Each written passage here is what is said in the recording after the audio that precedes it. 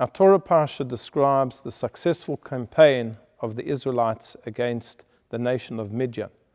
The nation of Midian had committed a terrible act of almost terrorism against the Jewish people, and it was a war of vengeance. And so the troops went to battle Midian, and they were successful. And the heads of the troops, who were righteous people, came back, and they came back with a lot of booty and with a lot of prisoners of war.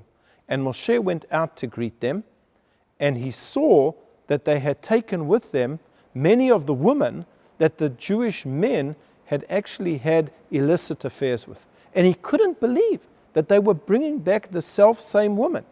And it says that Moshe became very angry with the troops. He was upset with them that they could do such a thing. Why were they bringing in these particular captives of war? And immediately after that, the Torah tells us that Elazar HaKohen, he was the nephew of Moshe, the son of Aaron. Aaron had passed away, so Elazar was now the new Kohen Gadol. He taught the people the laws of koshering utensils. Because the army had brought back a great deal of spoils, and some of these spoils were pots and pans and things used in the kitchen, and now they had to be koshered, they had to be purified. So he taught them the halachot. And the Talmud asks the obvious question, why did Elazar teach the men, why did he teach the nation the laws of kashrut, of koshering these pots and pans? Moshe was always the teacher. Why was Elazar teaching it? And it tells us a fantastic answer. The reason why Elazar had to teach these laws is because Moshe forgot them. And why did Moshe forget them? Because he became angry. He became angry with the people who had come back. And you know what? He was entitled to be angry. Why had they captured those particular captives, those prisoners of war? It was inappropriate. But what was wrong for Moshe was to show that anger, to show that rage. And because of that, he forgot himself and he forgot his halachot. And that's what the Talmud says, that when you have a wise person and he gets angry, he forgets his wisdom. Anger is incredibly, incredibly dangerous. The Talmud tells us that when one has displays of anger, for example, he gets so upset, he rips his clothing, he throws things on the ground, the Talmud says an incredible thing. It says it should be in your eyes as if he has served idolatry.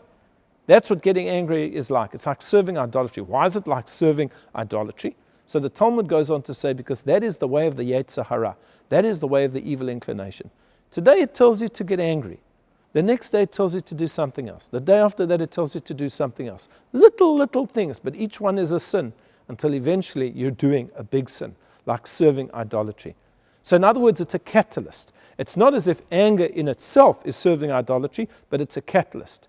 It makes you forget yourself, you act in an impetuous way, in an emotional way, and the next minute you're committing sins. But perhaps we could give another explanation. This is an explanation that I've heard from a number of rabbis, that when the Talmud says that a person who gets angry, it's as if they are serving idolatry, you know what the idolatry is, you know who the idol is. The idol is the person themselves. They're serving their own self-interest. They're giving in to their own passions. And we can't allow that to happen. Yes, we get angry. Anger is a feeling that we have. It's hard to turn it off, but it's that display of anger. So when you get angry, what you need to do is walk away. Walk away. Go to the corner. Whisper to yourself, calm down, don't explode, don't react, don't say something, because something that you say in anger you will regret for the rest of your life.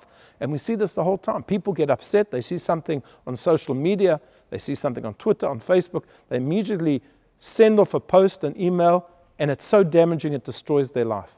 Don't do it. Anger destroys people. It's as if you served idolatry. And even somebody as great as Moshe, who hardly got angry his entire life, was affected in that he forgot his learning.